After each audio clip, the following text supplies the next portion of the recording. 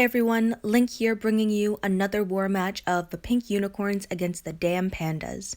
I hope you guys enjoy this video and don't forget to like and subscribe to my channel for more content and information. So far in this war, I think it's been going alright. I feel like I've been attacking teams pretty decently, still a lot of areas to improve upon, but it's all a learning experience and kind of getting you ready for WOC3 if that's what you're choosing to do.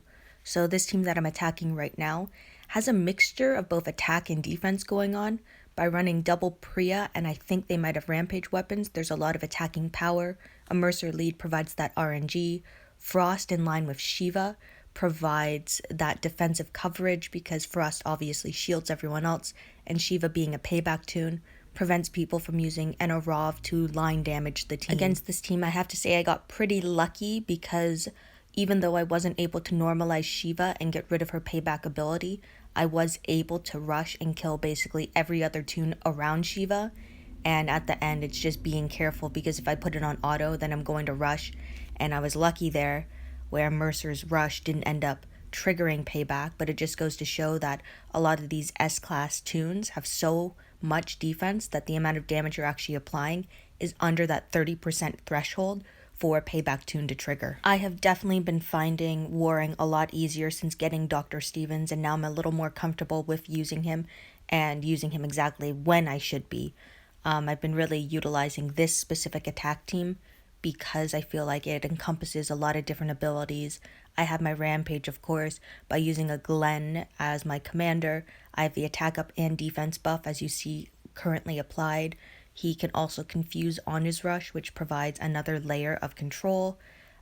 He's holding a stun and attack team player weapon, so Mercer as well as Priya is getting that plus 15% attack and plus 35 crit chance. Mercer also has that team player weapon, and last night his weapon crit, so right now he has almost a perfect weapon. He has 2% less attack than what he should, but he's still a super effective tune, especially to use on attack. That team player ability really helps make up for the lack of a leadership skill that he has regarding an offensive team, and his stun obviously puts me at a big advantage sometimes. In this match, I had 4 stun to begin with, which just gave me a turn to really build up some rushes. My Dr. Stevens weapon also ended up coming out exactly how I wanted it to, 40% HP, 30% defense, and left his special on. With my princess, her weapon I recently 5-starred, so I do need to craft her a new defensive weapon, but for her offensive weapon I'm trying to get 12% attack to align, and then after that I could end up running her in a line with another damage dealer if I want, or if this fails I might be able to try and get team player, because currently team player is affecting the tune who's holding the weapon, even though it shouldn't be, but it seems to only be the case with tunes who have bound weapons. So Mercer, Princess, Priya would be another tune that would probably have the same effect. But it still makes me hesitant to craft team player on that weapon just because I feel like it is something that could be fixed down the line and they'd be within their rights to fix it. So right now I'm just going to try to craft something that will benefit them in the long term. What I have noticed in a lot of these wars is that the mod choices on some of the tunes is very different. So it's getting more difficult to create a team that kind of one team fits all, or even my Mercer team against another Mercer team, because we come across some teams that just have a lot of tanky tunes. Like the tankiest tune that I think I've found in war so far is Frost. Like Frost just has so much going on for him. Like last night I was fighting a Frost team that just kept on healing over and over again, and it took way longer than it should have, but I think they were like the last person standing anyway, so I knew I could take as much time as I needed, and in order to defeat it, I had to only have one status effect on him at a time, and then leverage all of my rushes at once in order to take him out in one swift swoop. Right now, I'm in the midst of getting my second Dr. Stevens up and running. I think if I can get the second one running, I'm going to be able to have a couple more diverse teams, or at least have teams that are a little more consistent. Right now what I'm running against Angel leads is my typical Diego lead, Priya, Princess, Glenn, as well as Cole for some control. But it's a very simple and easy team, and you know what, I do like that team. I absolutely love it. It was one of my favorite teams for a long time, but I do feel like it would be a huge improvement to have Dr. Stevens in there with a daze resist as an example and maim resist, instead of having to rely upon Cole or relying upon the turn 2 command on Diego in order to defense down and impair everyone. So far in War, I would say I am about 80% successful. There are some tanky teams that I don't stand a chance against, and I am okay with that because, like, in the end, I've spent $5 total on the game and some other people. And you know what? Nothing wrong with this, but they've spent quite a bit more. And you know what? They should have an advantage, especially if they're spending that type of money. I'm just happy that I'm able to somewhat compete. I know I'm never going to be like a top player. I would say I'm about average with how I play, and I'm pretty proud of how I play as well as the efficiency I play at. I don't know everything about this game, no one can, but I'm constantly trying to improve and trying to learn. So this next team that I'm coming back around to hit has a Jackie lead, and in my opinion, I prefer a Mercer defense lead over a Jackie lead at the moment, and I feel like that might change in the future. But what I've found is that even though Jackie is providing that turn 1 confuse, without having that huge bonus to AP when taking damage that Mercer provides, like, the team just isn't rushing as much. Of course, it would rush more if there was a Dr. Stevens on defense, but because confuse, of course, like stun, you can resist it, and you can also still end up attacking the enemy. Sure, you can't control it, but you could end up just killing them, which is what's happened in a couple matches against Jackie, where my Priya has been confused and ended up killing 2 tunes on the first turn without me even controlling them. So I don't know, like Jackie's weapon I know is still broken at the moment, and she ends up getting stunned a lot. So right now with me running a Mercer lead against those types of teams, I'm having a pretty big advantage because at least I know that at least one tune is going to be stunned. And through AP manipulation, if I do have a Dr. Stevens, if I attack Jackie, for example, I'm giving her AP. So when Dr. Stevens rushes, he's going to give the stun tune AP, and she won't be able to rush that same turn.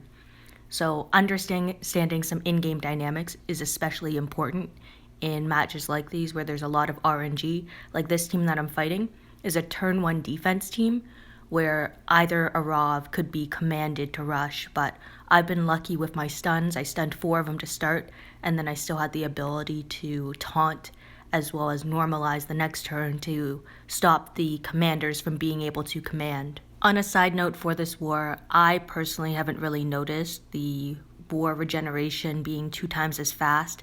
It's usually 10 minutes for 1 energy, and now it's 5 minutes per energy. But in most cases, you're getting off those 4 hits before that 10 minutes is up, or at least you should be. And same with when you can again, you're just resetting that clock again and again and again, and it just doesn't seem like it's reasonable for it to be like a 5-minute war regeneration energy. I think that should be the standard, to be honest. Especially because I've seen some factions destroy other factions in 2 to 3 minutes, which means they're taking like 15 to 20 seconds on a camp. So before even half an energy regenerates at this 2 times the speed, the other team is already completely dead. Really quickly, big shout out to Guns. You have a really awesome defense team. It's really tanky and difficult to break down. I only get it a handful of times, but it's really making me think about how I have to make adjustments to my team in order to be effective.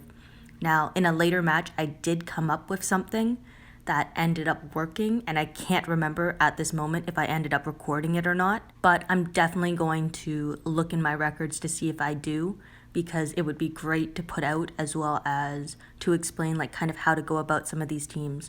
This team that I just lost to, very tanky Leopo team. My rule of thumb in a match is if it starts to go sideways early, get out of it. You may as well try and score points on a different player instead of hitting a brick wall over and over again and expecting it to break.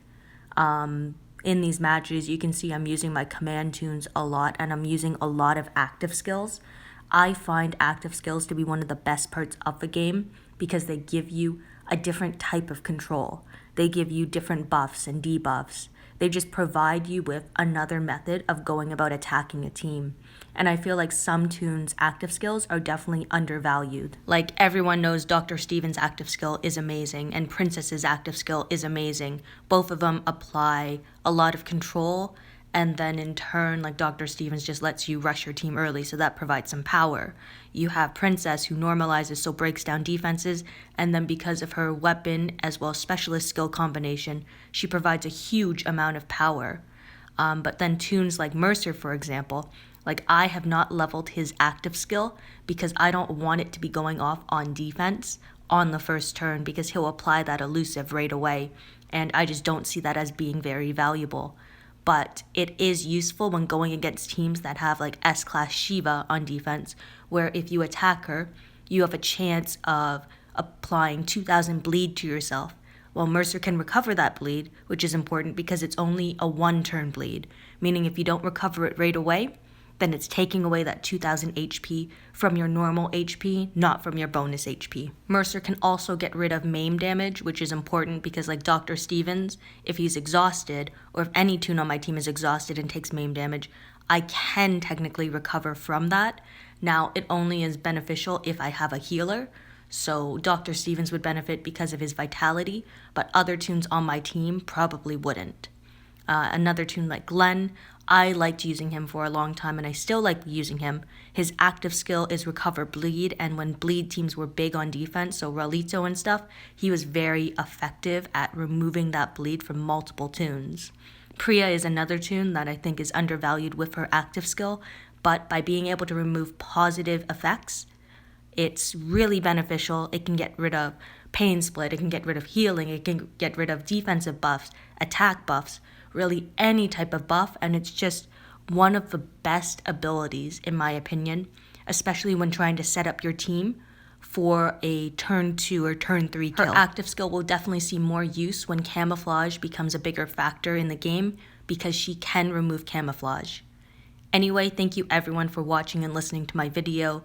In the end, we ended up losing, but I put up just over 10,000 points, so I was pretty happy with that. And good game, damn pandas.